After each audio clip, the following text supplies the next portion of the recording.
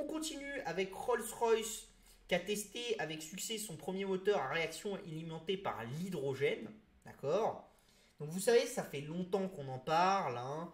On en a parlé plusieurs fois ici. Je vous avais déjà dit que la problématique dans l'aérien, il y a la volonté d'être de plus en plus vert. Ça devient compliqué avec les méthodes actuelles parce qu'on a quand même été capable de réduire la dépense en CO2 émise par un avion pour un passager sur 1 km de manière considérable. Je vous avais déjà montré ce graphique, vous étiez là, d'accord. C'était je ne sais plus combien de dizaines de milliers, enfin non, peut-être de centaines de tonnes, etc.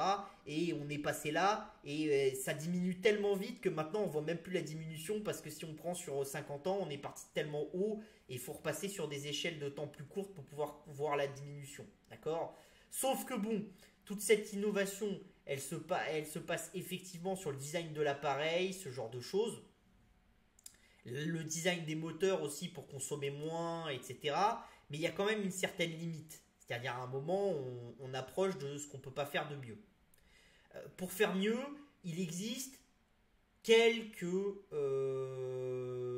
projets, d'accord, qui sont importants. Vous avez tous ceux qui vous disent qu'on va faire des avions électriques. Ça va être très compliqué ça, pour une chose, c'est que la densité énergétique de la batterie est très faible. Donc il faut énormément de batterie pour faire voler un avion. Sauf que vous savez que le problème, c'est que plus on a un poids qui est élevé dans un avion, plus on a besoin d'énergie pour le faire décoller, d'accord, et pour le maintenir en l'air. Donc on est un peu dans un truc, un serpent qui se mord la queue. Donc le seul moyen de faire, ça serait d'avoir une capacité à densifier massivement l'énergie dans les batteries solaires, d'accord, enfin dans les batteries des avions, et à faire en sorte d'avoir un remplissage qui est rapide, etc., d'avoir une dégradation qui est pas... Enfin bon, bref. Tout ça, on n'y est pas encore.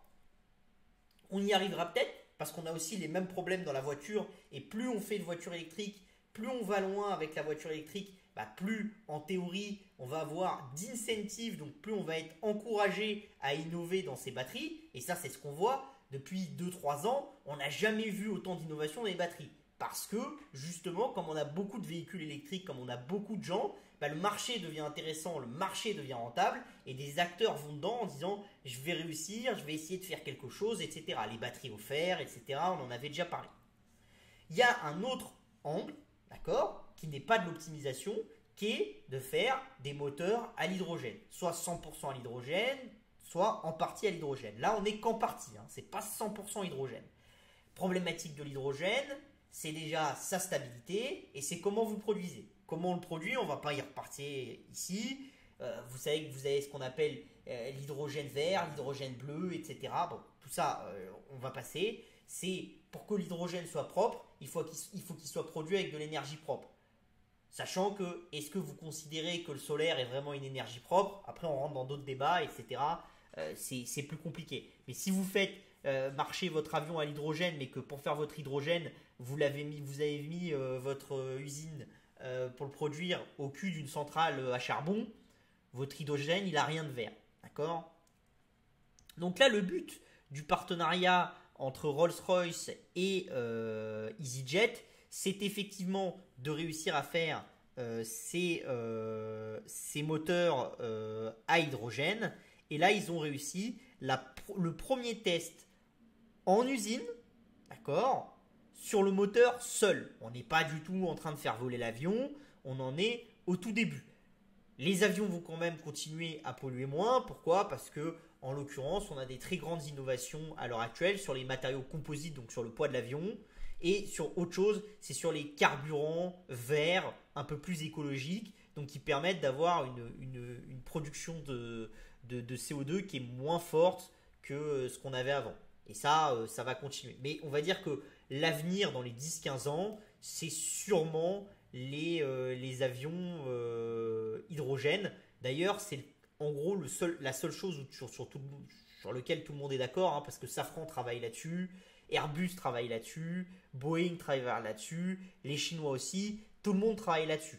Donc pour les Anglais, c'est une très bonne nouvelle que ce soit leurs acteurs locaux qui aient réussi à faire la première, réussite moteur là-dessus. Donc voilà.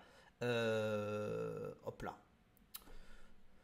Bon, donc là, il vous explique, hein, c'est pas un remplacement direct du kérosène, hein, c'est juste à l'allumage du moteur, etc. Donc on n'est pas encore dans un moteur totalement à l'hydrogène, d'accord. Donc on est vraiment encore au tout début.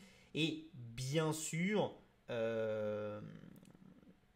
l'autre problématique qu'il va y avoir, c'est qu'il n'y a pas de capacité à l'heure actuelle dans la technologie qu'on voit émerger sur l'hydrogène, etc., de prendre les avions qui étaient des anciens avions et de changer juste les moteurs et d'avoir quelque chose qui marche. Ça nécessiterait, si on passe à une flotte à l'hydrogène, de redesigner totalement les avions, de les réamener nouvellement et donc de refaire totalement la flotte, ce qui a un coût qui est considérable. Après, attention, parce que ça peut aller beaucoup plus vite qu'on ne le pense. Pourquoi ? Parce que effectivement, si vous faites avec de l'hydrogène, etc., l'hydrogène, on est quand même avec une vision d'un coût qui serait quand même maîtrisé et maîtrisable dans le temps, alors que le pétrole, ça fluctue. Donc pour une compagnie aérienne, ça pourrait être quelque chose d'intéressant. La directrice de la technologie de Rolls-Royce, Grazia Vittadini, hein, a dit « Le succès de cet essai est une étape passionnante. Nous repoussons les limites pour découvrir les possibilités zéro carbone de l'hydrogène qui pourraient contribuer à remodeler l'avenir du vol. » Voilà, donc on en est au tout début, mais c'est quand même quelque chose d'intéressant. Et c'est vrai que ça aussi, c'est la même chose. Il y a quelques années, j'avais lu une interview je ne sais plus si c'était le PDG ou si c'était un des directeurs d'Airbus, qui disait si on a les premiers prototypes d'ici la fin du siècle, ça sera déjà bien. Le premier prototype, on l'a. Et on n'est pas d'ici la fin du siècle. On est début 2023. D'accord. Donc, et vous voyez, et c'est toujours comme ça. On va beaucoup plus vite qu'on ne le croit.